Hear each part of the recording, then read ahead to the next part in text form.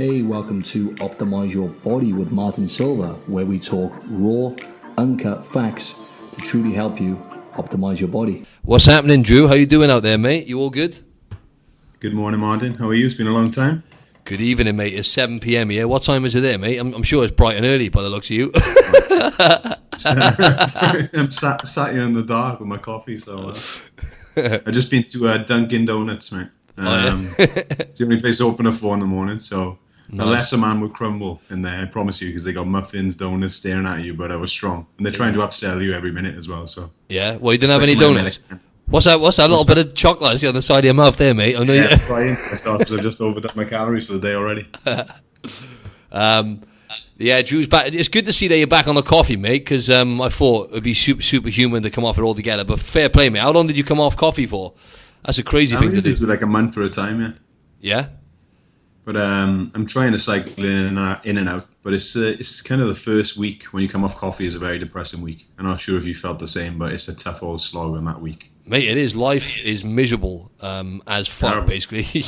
Mate, honestly, man, it's very tough. People don't realise it's a drug, isn't it? And it's like you realise when you get the withdrawals and you start like hating life and feeling sorry for yourself. Yeah, it's terrible, man. That first week is a struggle, but I'm definitely better this time than last time I came off it. I feel like last time I came off it, I just went back into having 3, 4, 5 cups a day. Well, not 5, I'm exaggerating a little, but definitely that afternoon coffee as well. Yeah. But this time, I'm probably sticking to 1 to 2, which is a good sign. Yeah, sound, mate. That's good going. Yeah, I was gonna say when you have your coffee, like, how did you? Because my issue was, I was like, right, I'll have it. I won't have it for a few weeks, like 3 or 4 weeks, and then I'll have it again. But then when I brought it back in, I couldn't come back off it. Like a year went by, and I thought I better try it again. You're still on it. I don't know. It's just that. I guess it's kind of willpower for me. I haven't implemented that second month yet, so I was going to do a month on, month off. Keep telling myself I'm going to start it, and it still hasn't come into fruition. So we'll see. We'll see, man. Yeah. Anyway, to the listeners, so Andrew is my good buddy. You know, we're both in the same boat. We're both, getting towards the top of our game now with all this fitness stuff. We've been in the game for a while, and he hasn't been on the podcast for a while. He's over in New York. It's 5 a.m. on a Friday. It's 7 p.m. here in Sydney, and so just bear with us. It's not an ideal time for any of us. But anyways, so today we're going to talk about a few different topics. And just explain to the listeners about NEAT, which is like it's kind of like the activity and calories you're burning when you're not aware of it. Right, Drew? Yes, sir. So NEAT, I guess it's a new acronym in the fitness industry right now. It's becoming popular. The more and more we hear about it. It's a non-exercise activity thermogenesis. I just quickly Googled that, guys. It's any activity performed throughout the day that I guess is not planned or scheduled on your training planner. So what would that include? That includes when you're in work, maybe fidgeting. It could be fidgeting in what way? In what way? Like, we're talking about freaky stuff here. Like, I know people there's a lot of people are up to all sorts nowadays, isn't they? What do you mean by fidgeting? Just like, how do you explain that? Around, I guess. Yeah, just walking around. Typing at work can be included in that. All right, so no naughty stuff, guys. I know what you're probably thinking there. No, like, playing with yourself and work and stuff. Thinking, so. Yeah, crack on. Sorry, mate. It can go up to, I think it can go up to as high as 32% in active people in with regards to their total energy expenditure, and around 15% in non-active or sedentary people. So you'd be surprised how much of a benefit they can be when it comes to burning calories, Mm-hmm. Yep. That's it. And go on, carry on, mate. That's fine, mate. But it's been controversial lately because people are saying, it's not neat if you're walking and things like that. They're going over the top in terms of how we're recording it. But I find it very difficult to record or track if you're not counting your steps in there as well. I don't know exactly. What you feel about that. That's it, mate. And you just got to look at like the best part of your day, right? The best part of the average person's day, like myself and Andrew and most people listening to this, are spent at work. You know what I mean? You're doing chores or you're doing tasks. Say, for example, in the week, you're going to be at, the best part of your day of your waking hours, you're going to be at work. So let's just say the majority of people, for example, that Andrew and I train, generally have office jobs, with the tech world we live in nowadays, and a lot of you might relate to that. And, unless you're aware of how much activity you're doing, it's very tough to actually get progress, if your goal is to lose body fat and actually just being healthy all over, you need to focus on moving more if you're sat down for the best part of the day. So the Fitbit's a good tool. And just tell them a bit more, and about how you implement this with clients, and like what kind of, because it's just groundbreaking results in it when people are aware of how much they're moving, I find. Yeah, massively, mate. I think even with a new client, if you just get them walking maybe 30 minutes to an hour a day, increase their energy expenditure, then you're going to get results straight away anyway, because they're sedentary. And I guess me and you are kind of blessed in a way because we work in an active job. So for us to add any cardio on top of our normal working day, is it needed? Probably not. Unless you're getting diets and you're dialing yourself in. And with a normal client who is fairly sedentary, who sat down in the office all day, then adding some movement in is definitely going to help them with weight loss or fat burning. Absolutely. I definitely encourage you, if you are sat down as well, to just get around and move maybe every hour. It's not only going to help with calorie burn, it's also going to help with your movement, your mobility. And funny enough, you'll probably be more productive from that. You may think that getting up and moving around again away from your desk is making you less productive, but it'll definitely increase that energy for you to do some work. Whether or not you want that, I don't know. But that's exactly right. And it's been proven, right? It's been proven that, the people who move the most, and this is not moving like jumping around doing burpees and doing crazy backflips. This is literally just walking around, just moving. People are the most healthy, better longevity. They have a healthier life and overall wellness. The people who generally just move enough and walk around, on a regular basis. But yeah, let's just relate. I'm just trying to relate this to the listeners now, because cardio, as we've done a podcast on this before, and I think slowly people are starting to understand now that actually, cardio is not as important as we think it should be in terms of, again, most people listen to this, they want to lose fat, they want to get in shape. I get much better results with people when I just get them to focus on, because if you think about the total calorie expenditure, the total calories the average person is burning, for example, like your client, if you say to them, right, just like you said, if you say to a new client, for example, they're overweight, 20 pounds overweight, let's say, they want to lose some weight, or 8 kilos overweight, they want to lose some weight, they want to lose it, and, they don't know how to go about, do I do this cardio, do I do that? If you get them doing, say, for example, a 20-minute extra, a 20-minute walk a day on top of their regular activity on what they're doing now, you add that total calorie expenditure up over a week, and it's pretty significant, So, you could class that, like you said, that's classed as cardio in a sense, but if you're tracking your overall movements, then, 20 minutes of walking is going to be, let's say, an extra 2,000 or 3,000 steps. Now, give us an example, and of like your daily steps. It doesn't have to be steps, right? I think you got to look at the psychological aspect of it. If you encourage the person to, so say you're working with your client, right, and you say, I just want you to move more throughout the day. That can include walking the dog, right? So that's a task taken care of. That can include doing something with your kids, okay? Another task taken care of. And that can include cleaning the house, right? Doing the laundry. All these aspects are included in this. So it definitely has an impact on your mind, because if you are, for example, trying to move more, you do the kitchen, you clean the kitchen that you've been holding off for a while. You do the laundry that keeps piling up. You're going to feel better doing these tasks than just going to the gym and doing some monotonous cardio, which is difficult to do every day. Now, it's not difficult to go out and walk. It's not difficult to do some chores around the house. Plus, it's going to be better for your mind. You're going to be feeling better. You're going to go about your day in a much happier place, in a much happier spot. So adding NEAT in, especially for the average person, is definitely more ample, 100%. Yeah. What I was going to say then, I lost my trail of thought. But yeah, that's it. So, you say, but then it comes down to, like, in order for you to actually track that, right? So you can actually monitor this now. It's pretty easy. For example, like I mentioned, the Fitbit, or you can just use the apps nowadays to track how many steps you're doing or whatever. And as Andrew was saying then, you'd be surprised, these things like the chores and the things that you, even when it comes to like the simple things like not taking the lift in work and taking the stairs, these small things. And actually, if you look at your steps, if you were to actually track your steps, it all racks up. So like, just by being mindful of that and actually, kind of going the extra mile in the sense, and actually, it makes you more productive as well, like you said, Drew. Yeah, when it comes to doing those kind of things, it's it gets you moving, it changes your state of mind, and it becomes, and you start forming habits then, right? Yeah, but it can work in the opposite direction as well, mate. If obviously you're forming good habits doing that, but if you, again, what I said earlier about it being monotonous doing cardio in the gym, I know we're always bagging on cardio and this and that. We use it and implement it when we need it, obviously as a tool when you hit a plateau. But if you are going too aggressively in the gym, then you're probably going to do less activity outside. Yeah, exactly. So less movement, and less calorie burn, less fat burning, less productivity outside.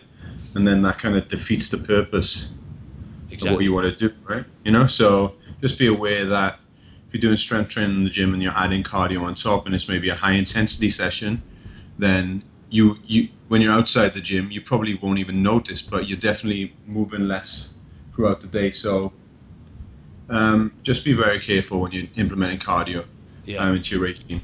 Exactly.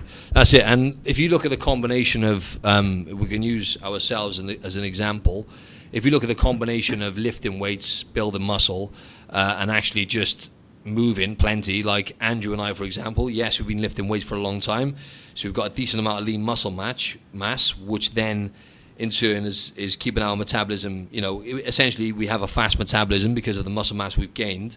So that alone is burning X amount of calories. But then on top of that, then we both have active jobs. So luckily for us, as Andrew said, we're quite fortunate where we don't have to think about, factoring in cardio because we're always on the move. We're personal trainers. Andrew lives in New York, so he probably does a lot more steps than me. But just these things you take for granted. So if you could actually focus on doing that and making that like the cornerstone of your regime, if you want to get in shape, you want to look good, you want to overall health, should be lifting weights. And in my opinion, to make it more sustainable for you, it's just focusing on your overall movement, right? So tracking your movement using, like I said, a Fitbit and whatnot, overall is going to get you reaching your goals much, much faster than it is, because cardio is something which can become a bit of a chore, and also the body, there's been studies done actually to show when it comes to splitting up for example, if you were to do 2 30-minute walks a day, as opposed to doing like cardio, scheduling like 1 hour walk of cardio, it's actually been proven if you to split it up, even if you split it into say 3 20-minute walks a day or just moving more, it's been proven to actually your body utilizes fat better and metabolizes fat better, so burns fat better and actually stores muscle as well. So I mean, this is kind of like splitting hairs really, but it's been proven that actually if you split it into smaller intervals, so you're just factoring in movement into your day as opposed to having to go and do like an hour of cardio, you'll actually burn more fat as well. So that's an easy win, right? That could be walking to work, or taking a stop further out in work, or in the car park, parking much further away from your office building. There we go. Lunchtime in work, 20-minute walk, grab some food. Afternoon, evening, can either be a walk on your own just to clear your mind and de-stress, or it could be that you're taking your family somewhere, kids, partner, out somewhere to do something nice, or take the dog for a walk. So 3 20-minute walks might sound a lot, but really it's easy to implement in your day. Exactly. And you start off with one, like anything, the people I get the best results with when it comes to clients is essentially the ones who make slow incremental changes along the way. Yeah. For example, the first, it's always, even now I'm learning, right, Drew? I don't know about yourself, but for me it's like I still sometimes put too much on people at the start, and this could be, it doesn't sound like much, but already they're making huge changes by coming to see you. Most people, but coming to see you and hiring you as a trainer, right?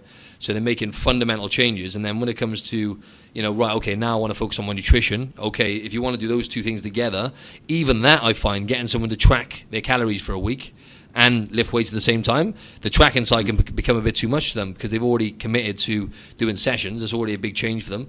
So where I was going with that is just you can start off with 1 20-minute walk, and just keep it there. You don't even have to track your steps and stuff, but if you do that today, for example, if you're listening to this now thinking, right, I want to get in shape, I want to look better, I want to feel better, how about on top of you, don't change anything else and just do an extra 20-minute walk a day, and just do that consistently. Yeah, and if you're leaning out, easy win, right? You could start your steps per week, maybe, right, I'm going to do 5,000 steps a week. Believe it or not, the average American, I'm not sure how it is in the UK, probably does around 4,000. So 5,000, there's an extra 1,000 per day, sorry. 3 weeks down the line, you hit the plateau again. Right, I'm going to increase to maybe 10,000 steps, drop a little bit more body fat. Next step, maybe 12,000, 15,000. Then it gets, I guess, to the point where 20,000 steps becomes a lot. Okay, so if you are dialing yourself in for an event or a holiday or vacation or even a show, then that may be the time in to add additional cardio, whether it be HIIT or less. Okay, so low intensity or high intensity. But until that time, you don't really need to add it in. You can just increase your steps, increase the movement, and that's going to work very well for you.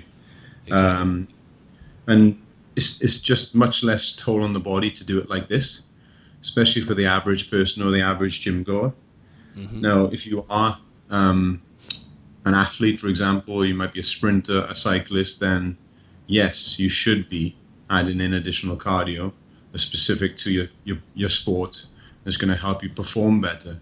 But for us average people who are sat down on our asses most of the day, going around and jumping around like a lunatic is not the best thing for you. No, absolutely not. So I guess just to summarize NEAT, right? Because it's a very, very important concept to bear in mind, people, right? It's I mean, I can just, lots of people spring to mind now when I think of people I know, and I've just told them to be consistent with moving a bit more. Even friends and stuff, I said, right, okay, I always go back to the Fitbit because it's a device that worked really well for me, even the level I was at. It just, like you just said then, Drew, it takes its toll when you're trying to really factor in your cardio, and it becomes a bit stressful because you're like, right, okay, I've got to, especially if you're preparing for something, like even if for you guys listening to this, it's a holiday or whatnot, it can become a big stress on the body, when you're trying to throw everything, because let's face it, I would go as far to say 90% of people are still in the on or off, mindset kind of thing, where they have a holiday come in and they throw everything in, including the kitchen sink, all at once for like 4 to 5 weeks, and then it's you're kind of leaving yourself with nothing else to work with then, and then obviously the rebound comes back once you've hit your goals and your holiday's over or whatnot. Then it's like, right, okay, now I have to go back to, because you realize at some point you realize that actually life gets in the way, people, right? So it makes it much easier on yourself if you can just focus on, quite simply, the simple thing of movement. Okay, it adds up, astronomically, really, when it comes to your overall goal. So. Yeah, and if you enjoy cardio, who the hell are we to say not to do it? Yeah. We're obviously massive fans of strength training, but some people may enjoy cardio, so keep that in your routine as long as it's not affecting you, both mentally and physically. Then keep at it, Exactly. But just take these factors into account. That's exactly right. So that's it. Just my message would be, people, don't overthink cardio. If you're thinking, right, I need to burn calories and lose weight, I know we all think logic is, okay, I better start doing cardio and burn more calories, because all that's going to happen then, your body will become more efficient at burning calories manually. So that means you have to manually burn those calories.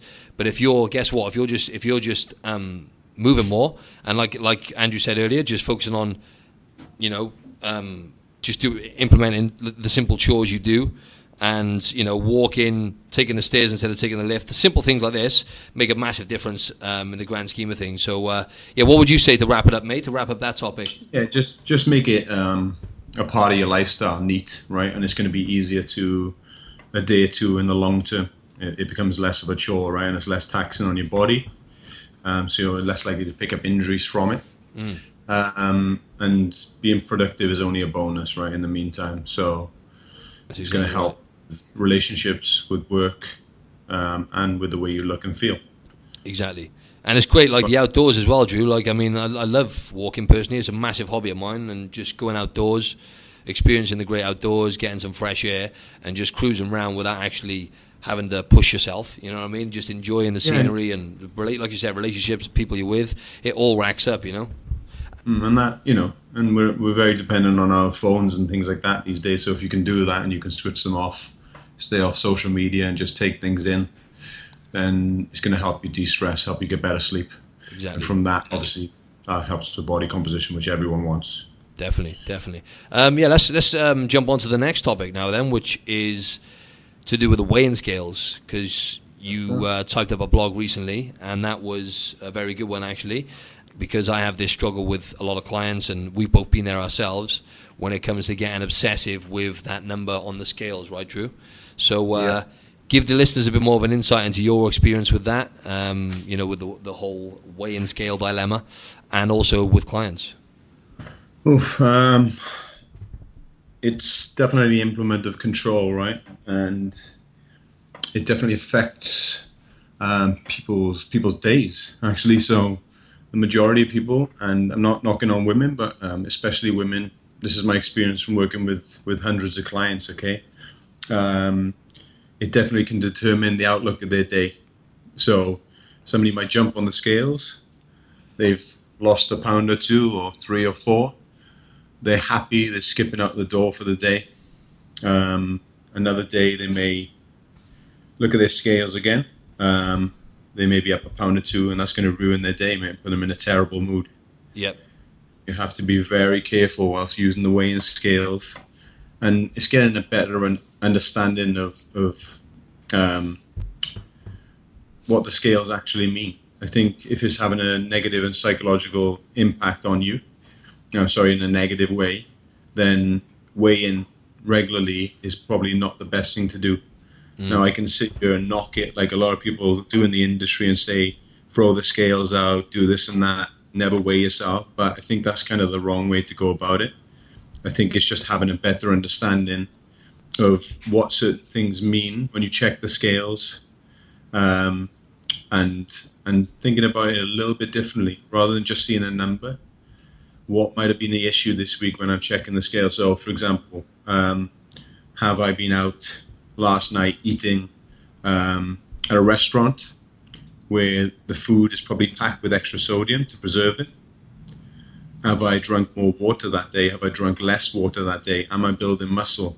All of these things need to be taken into account when you're checking the scales, so you don't have a fit or throw your toys out of the pram when you see that number is increasing. Yeah, exactly. And you made a good point there when you said determines the outlook of their day.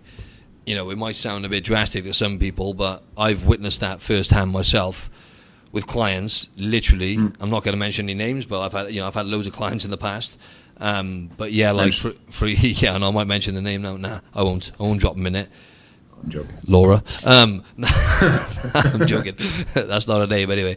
Anyways, yeah, like for example, one client, really, I mean, there's heaps that come to mind, but one, I can recall quite recently, and it's like, it really, it was getting to her because she was doing it every single day, weighing herself every day. And I said to her, listen, try and do it once a week if you can, because even like, and we'll just go with that once a week for now and leave it there, because she was doing it every day. And then she went back into every single day, and literally it was just frying ahead. I mean, this is an extreme example, but the weight can fluctuate so much, like just like Andrew said, based on your fluid levels. So a massive, just as Andrew mentioned them, but I'm gonna say it again, sodium. Okay, so sodium is the compound found within salt, right? And it's really good for you if you get the right types, like pink Himalayan, okay? So just to delve a bit deeper into that. But when you go out to restaurants and you eat out, or what I find is anywhere I eat out, right? So even if I'm choosing like what I think is a healthy option, I still find that my weight will fluctuate. My weight will go up on the scales the next day, even if I've gone and chosen a healthy option. Now, they add sodium to all of these meals and preservatives, like Andrew said. So what happens then is your body will retain water. So the sodium is really renowned for water retention and potentially, holding on to the water. So when you jump on the scales the next day, you could be a few kilos heavier.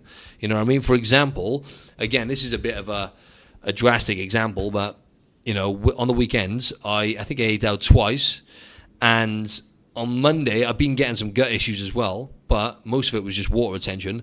This is the most extreme I've had it, but I lost 5 kilos overnight, essentially. So Monday I was 95 kilos, and then it was exactly 26 hours later then on the Tuesday morning, I was almost 5 kilos lighter, just purely water weight. primarily, right? So that just goes to show that having just literally I had 2 meals out on the weekend. God knows how much sodium and preservatives and whatnot they put in there. Not to mention I had a bit more carbohydrates. Now, a gram of carbohydrates will turn into around about 3 grams of water anyway. So bear that in mind, people, you know. So it can fluctuate drastically overnight on the scales. So using scales as a benchmark to your progress is normally a really, really bad idea. Now, there's some arguments to the law here. Obviously, you know, certain people who are say morbidly obese and they really are in a desperate struggle to lose weight because, you know, they are in an extremely dangerous situation, then that's a bit different because it's essential for them to monitor that at least at the start. But for the average person who's looking to shed a few pounds and whatnot, weighing yourself regular is not really one of the most important things for me at the start. There's other factors which are more important that come into that, right, Andrew? When it comes to what would you say the best ways to like monitor your progress? As far as, for example, if your goal is to lose body fat and, trim down, maybe build some muscle, what would you say? I mean, obviously the scales do come into it, but... Yeah, it's what I do with clients. Like I'm just kind of demonstrate that, like you said, there are other ways to measure progress, right? Rather than just fixating on that number. Yep. This can be physical and mental well-being, right? That's a sign of good progress. If you're starting to feel better, you're starting to move better. Simple. All right. Exactly. Your strength is increasing in the gym. Yep. Another huge sign that progress is going upwards. Metabolism, though, isn't it? Just to delve a bit deeper into that, like, there's no more clear-cut example than, you know, if you're getting stronger, generally your metabolism is firing up, which is the most important thing, building that metabolism up. Yeah, exactly, mate. Your skin's improving. You're making better choices with food and lifestyle factors, such as your sleep is improving, your stress is decreasing. Exactly. Your clothes are starting to fit better. Exactly. Your libido, and, you know, all of a sudden you're just like a god or goddess in the bed. I mean, it's just incredible. And sometimes you get, like you said earlier with Laura, right? You're getting her to come in. Name dropping again. That's not her name, so that's cool. We'll use that name. Sure, when she's coming in, right? She's irate that the scales have gone up. Yep. So if you are a personal trainer and you're dealing with a client, you need to kind of give them examples of how far they've come and see where they've improved from day one. Mm-hmm. Because when you're trying to reason with someone who is irate and angry that the scales have gone down, it's very difficult. So just take your time and show them that they have progressed in a linear fashion since they first started. And then you make them realize that, hey, okay, I have increased my strength. I do look better. That's right. I'm moving better. I'm making better choices. So don't fixate just on that number, because it's definitely kind of a implementation of control, just checking the scales all the time. Now, you can check it, like Martin says, maybe once a week or maybe once a month, you know, but when you do that, don't get angry about it. Think of all these other factors that may affect it. You know, how has your week been? Have you overeaten this week? Yeah. Have you been looking to yourself about how much you've eaten? That's exactly right. Get leaner. Are your muscles getting tighter? Just look at these other factors. Don't let it control you, because when it starts controlling you, then mentally you're not going to be feeling right. That's exactly right. And that's why we always say this time and time again, that it is it's a long road. I don't mean to sound, glum about this, but like, it's a long road. If you want long-term success, just like anything in life, you've got to put the hours in, and it can take some time to get to where you want to get, but the most important thing is enjoying the process, trusting the process, and like Andrew said then, this is the message we're trying to get across to people, all the time now, is basically you need to get in touch with how you're feeling. It sounds a bit like, again, it sounds a bit hippie-ish, right? But how you're feeling, your energy levels, right? Is your strength improving? All these things are clear-cut markers of whether or not you're building a healthy metabolism and overall creating a better state of well-being, which in turn, guess what? Nothing's going to make your body look better, right? Nothing is going to make you look more aesthetic or have more of an admirable physique than focusing on health and getting your body, priming your body into a state of optimal health and finding that balance in your life. So, there's so much more things which are important and fundamental than weighing scales. And also internally, within the body, there's so much going on. I mean, Andrew and I are still learning every day, personally, I weigh myself every day only because I'm still trying to. I mean, even the level I've got to now, it's just a never-ending learning curve, you know. And there's so much going on internally with your hormones, your gut, and whatnot, that it's so hard for you to even know. You know, generally, most of the time, if your weight fluctuates on a weekly basis and it's quite drastic, like for example, my 5 kilos overnight, then you know that that's just purely going to be primarily water and what you've put into your body the days prior. So yeah, don't read too much into that. Basically, when it comes to weighing yourself, yeah. Just understand that the scale weight isn't always an indicator of fat loss or fat gain as well. You know, it can be an indicator of poor sleep. Yeah. You know, you might be getting 5-6 hours sleep a night as opposed to normally getting 7 to 8. Your boss may be on top of your work, so your stress levels may have increased. You might have issues with partner, with your family. So again, this can, like Martin said, that, you know, your body is so intricate and there's so many things going on that anything can alter the scales on that day. So different hormonal issues. So it's just, I guess it can be, like I said earlier, it's an implement of control. So ignoring it totally again is altogether shows that it controls you. Mm-hmm. So you should have a better relationship with the scales, right? Yeah, it's just like anything, mate. And anything you abuse is going to become unhealthy. You know, that could be absolutely anything. But I was gonna say something then, but I've kind of lost my my train of thought. That's right. So, for example, when I start training someone, so if you're listening to this and you're either thinking about starting your journey, you know, your fitness journey, or you may already be, you know, it may already be part of your lifestyle. But for example, the people that I take on board, if they're new clients, I say by all means weigh yourself. I say, but that's not the top of the list for me right now. You know, your weight is irrelevant most of the time. Obviously, it's very rarely now that I get someone who's dangerously overweight, and they want to, you know, they need to desperately lose body fat or lose weight really, really fast. Generally, it's people, like I said, who are looking to lose body fat. They want to look better, they want to feel better, they want to build their strength. You know, they want to just overall wellness. But obviously, most people want that killer physique that goes with it, whether they admit it or not. But within the first 8 to 12 weeks, generally, I don't really want their weight changing too drastically because, firstly, we're doing strength training, and we're doing some form of muscle building exercises, which is going to favor their metabolism long term. So muscle is like 3 times more dense than fat as well, right? So, you know, that goes to show that you could build a little bit of muscle and, you know, your weight could go up on the scales. So, you know, I've had people within the first 4 to 6 weeks watching their weight go up on the scales. You know, not drastically, but they're bumping up a few pounds sometimes over the space of a few weeks. And they just got, and the ones who trust the process, they always thank me in the long term, because then, you know, the weight comes back down.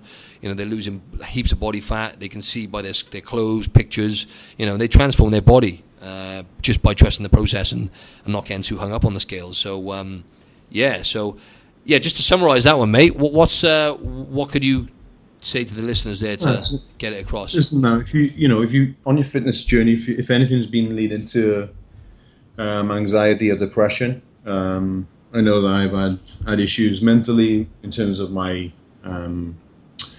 in terms of nutrition and how I look, things like that. That's much better now because I've been implementing all the things we talk about on these podcasts. But if you do find that you have huge issues, then for you, like, weighing daily is probably not the right thing to do.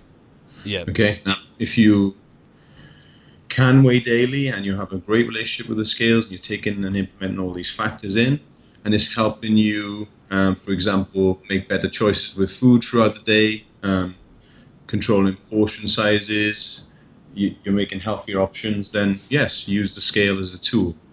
That's not a problem. It's very frustrating. We know that when you see the scale at the same weight or not moving in the direction that you want it to, it can be very frustrating, because I guess that comes down to the fitness industry as a whole. We're told in women's magazines or men's magazines that you need to see the scale weight move in as a sign of progress. That's not essentially true. As Martin said earlier, sometimes when you work with a new client, you want that scale weight staying the same. That's an indicator that your hormones are balancing correctly and that you're building muscle and you are leaning out. So don't use this number to control your life. Exactly. That's it. And a lot of people have like a number in mind. For example, I always get people saying, "Oh, I need to shift 6 kilos because that's when I was at my best. That's the weight I like to be and stuff." And it's like, yeah, okay, I understand that. And I understand how you can attach, when you were feeling your best to a certain number on the scales. However, again, going back to lifting weights and strength training and actually building, a healthy body, there's a lot more to it. If you really want to. You really want to get that overall package when it comes to having maybe an admirable physique or whatever you want to say, a healthy, lean-looking physique, and having the wellness and the positive mental attitude to go with that.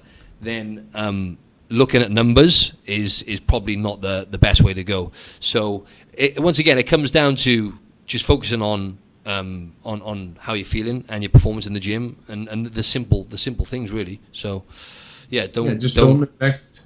Go on, sorry. No, go on, mate. That was it. Go on. Huh? Yeah, go on. That's all right. Carry on. Yeah.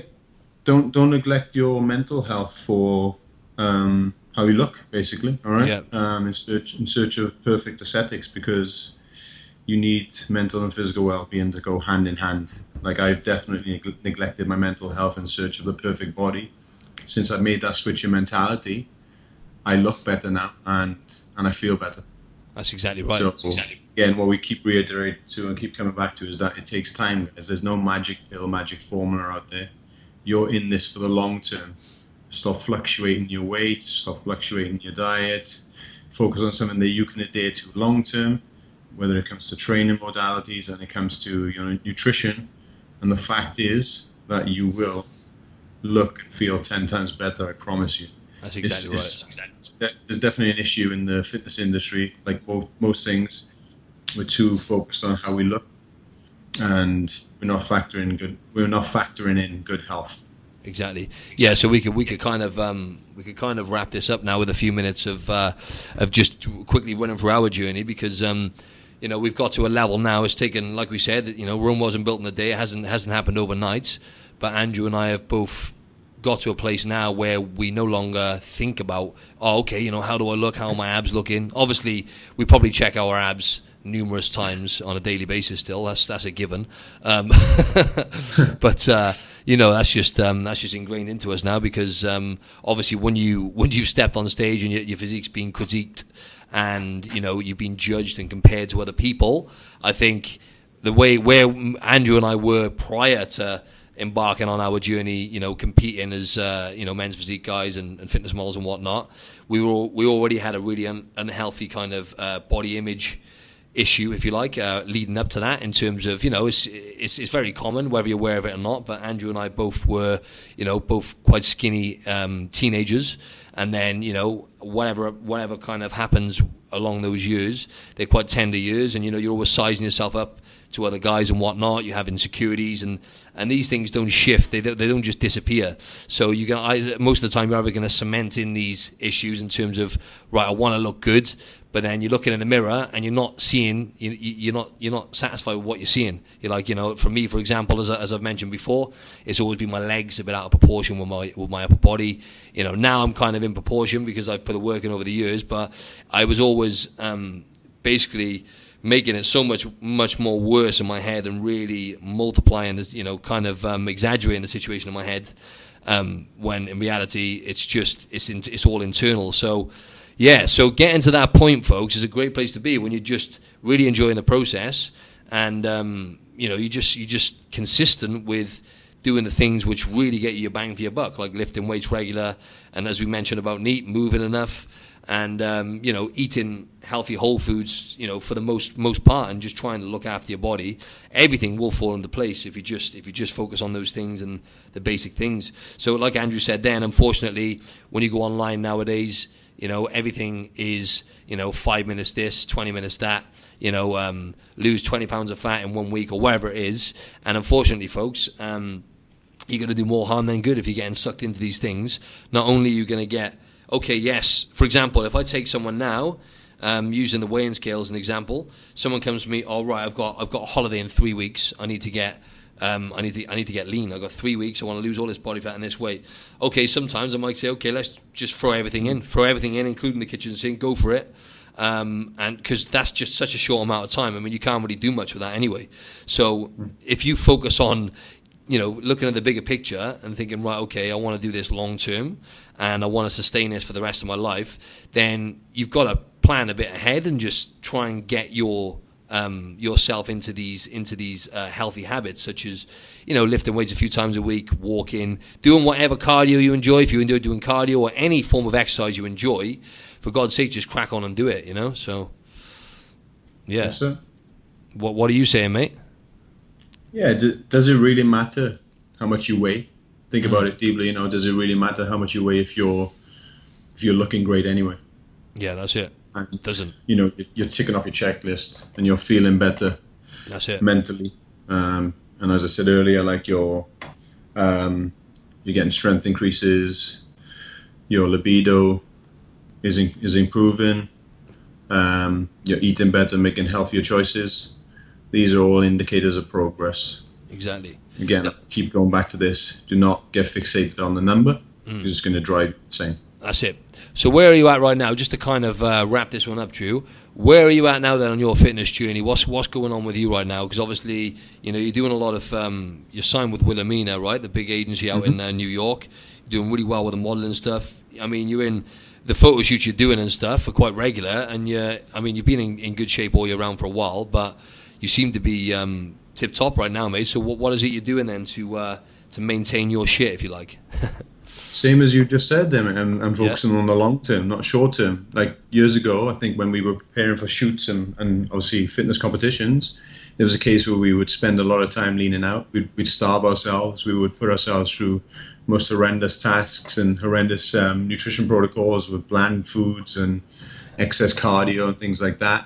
Ultimately, it got us to where we wanted to be for that particular time. But after that, it would lead to uncontrollable binges and eating too much food and rebounding and putting weight back on and going back into that. So now I'm at a point where I have a much better relationship with food.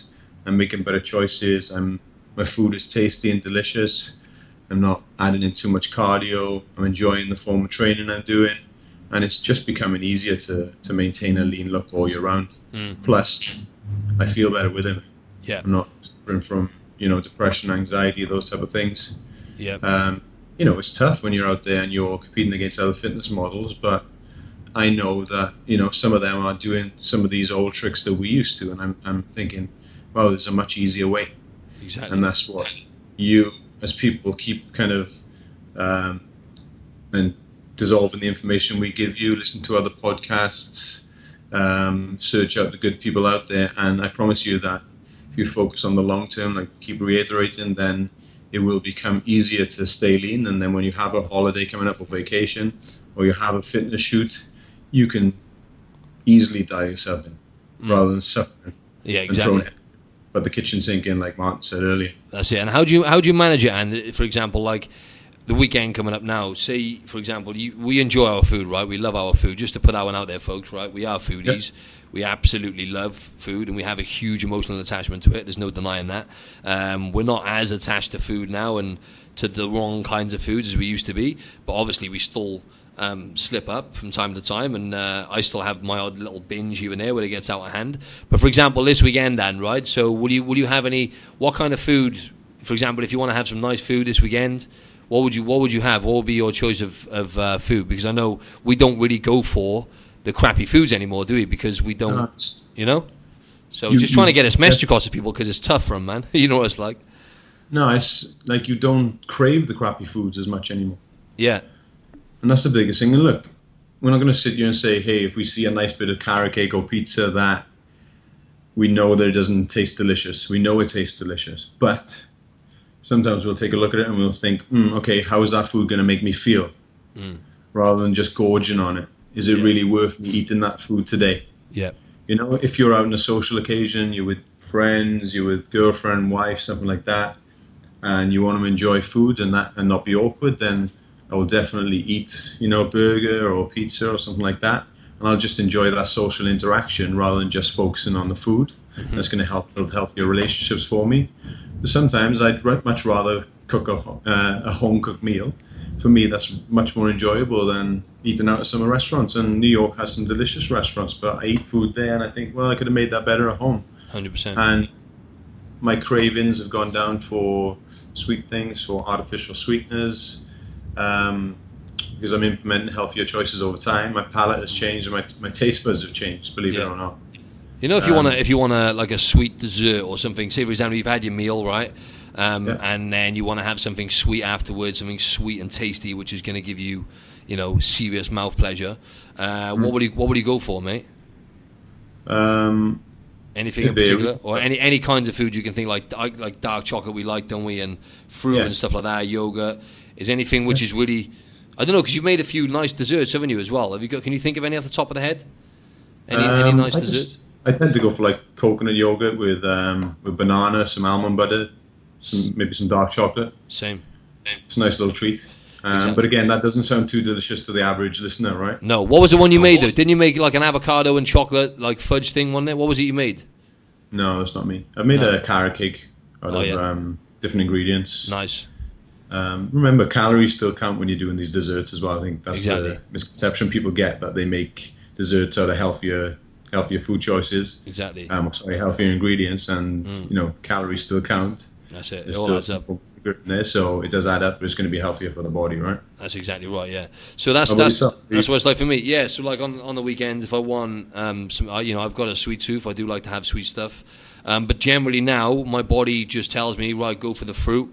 You know, have like a bowl of fruit, or even like a big smoothie. Like I'll make a huge shake, you know, with everything in there. I've started using protein powder again now because I was struggling to get my protein intake up, despite all of my my talking shit about supplements. But it's not like I'm anti-supplements. It's just like most supplements are garbage. But you can get your hands on some good ones. For example, I use this one now. It's just a protein shake. Tastes really nice, vanilla caramel flavor. I'll make a big boy smoothie. So I'll literally put everything in there, like peanut butter sometimes, or not peanut butter, more almond butter, banana, some berries. You know, I even put some dark chocolate in there, some cacao powder as well. It turns out being, like Andrew said, calories do count. Obviously, Andrew and I can get away with more calories, but generally, it gives me what I need, and I feel okay afterwards. But if I go and have junk processed foods, which is designed, by the way, folks, for you to eat more and more and more and more, they're not designed to satiate you. They're designed to actually make you eat the fuck out of them, essentially. So yeah, just bear that in mind. You know, just try and connect with how you're going to feel afterwards and the next day, really, because you're sabotaging. You could potentially sabotage if you have a relationship like I have, where sometimes there's certain foods which are trigger foods for me. So if I have some ice cream or some cake or something, it can trigger off my old habits. So it's just being aware of that. Yeah, that's it. I had ice cream on Sunday because I was out for brunch with friends, and had it around probably 3 p.m. And then I was craving it again in the evening. So what did you do? I made my own little dish, like yogurt and things like that, to kind of get rid of that sweet craving. But it could have easily turned into if that was probably 3 years ago, that would have been an all-out binge. Yeah, exactly. I would probably go to the store, grab chocolate, grab more ice cream. Exactly. And just let myself into a food coma. Next day, I would have felt terrible, had poor sleep. Plus my scale weight would have gone up. Yeah, exactly. Drastically. Probably 5-6 pounds, maybe more. Well, that's exactly it, folks. That just goes to show, yeah. So preservatives, sodium, whatnot, chemicals. It will and panic stations, then, right? Exactly. And then you feel horrible. But yeah, that's it, mate. Just to sum up the podcast, then. Just maybe one or two sentences, anything you can think of, really, mate, which you think will benefit the listeners. In terms of whatever it is, really, just give them a little bit of prep talk, mate, like you would your clients. Yeah. So with that, like, just going back to that, if I obviously after the weekend, if my scale weight had gone up, don't panic. Basically, okay, I know it's an easy word to say, don't panic, but don't try and punish yourself with exercise. Okay, so the easiest thing for me to do would be gone and done maybe a circuit session or high intensity weight session, followed by some HIIT cardio. After having a terrible sleep, feeling a little extra stressed because I eaten those shitty foods, punish the body. It would have just put my body in another state of stress, which I don't need. So for me, if your scale weight does go up, try and relax, make better choices the next day. try and get nutrients in, maybe skip a meal or two. But don't let it control you again. The scale does go up, it will come back down eventually if you make the right choices. That's exactly right. And just to sum it up from my end, I'd just like to say that, whatever your goal is and whatever it is whatever reason is you're listening to this podcast, then literally just if you stay with us, because we've learned so much, especially over the last 2 or 3 years since actually just listening to podcasts and kind of questioning things a bit more, really, because Andrew and I were both battling with maintaining a physique, essentially. So, we got to extreme levels of low body fat from doing fitness competitions, bodybuilding competitions, if you like, and photo shoots and whatnot. And we just did not know how to follow up this with maintenance, really. So maintaining a good state of mind and maintaining a healthy physique all year round and actually feeling good within ourselves was a lot harder to maintain once we had achieved the goal. And that's no different to Joe Average out there, really. Look, because most people they are on a journey and they do want to achieve things, and most people are aware of the fact that it doesn't happen overnight. And thankfully, most of you out there are actually more educated now, and you know that actually this 5-hour thing or this 5-day thing is not going to be a long-term thing for me. It's not going to get me anywhere long-term. So the bottom line is if you hire a trainer, hire someone who knows what they're doing, someone who's going to focus on the bigger picture and get you long-term success, and not someone who's just gonna hammer you in the gym, absolutely annihilate you with this crazy high-intensity training and cut you back on calories, have you eating chicken and broccoli. It doesn't have to be a grind, and it doesn't have to be miserable if you just implement the basic things and be consistent, really. So that's it from my end, really, mate. Anything else you wanted to say? That's pretty good there. Stay strong with your fitness journey. Focus on the long term, not the short term. Don't let anything control you. Build a healthy relationship with the scales and with yourself. Great stuff. And on that note, Andrew and I are collaborating now, and we're kind of working behind the scenes, just getting content together and stuff. Different fitness programs and exercises, potentially nutrition guides and recipe books and whatnot. We're looking to be putting into integrating into a website for everyone to access, and we're just going to be pumping out lots of free content, blogs and stuff. So stay tuned, because soon we'll be offering one-to-one coaching as well, online coaching. So stay with us. And Andrew, what is your where can they find you on Instagram and stuff? You can find me at Mr. Bond Fitness. And if you have any email inquiries or any questions, you can either DM me on there, or you can send questions to mrbondfitness@gmail.com. Great stuff, man. Thanks. I'll add that into the lowdown on iTunes anyway, so you'll be able to click his profile. Thank you very much for tuning in, people. I hope that was handy. We tend to go off sometimes on different paths, but we're always dropping knowledge bombs. So I hope you absorb some of that. And mate, thank you. What is it now? 6 a.m. in the morning. So geez, you've been up for an hour talking to this donut already, mate. So you're off on the wrong foot. I'm going to start work now in an hour, so it's time to go. Awesome, mate. Thanks a lot, brother. Thank you. Thanks for having me. Yeah, we'll have you again soon. Speak soon, man. Bye-bye. Bye.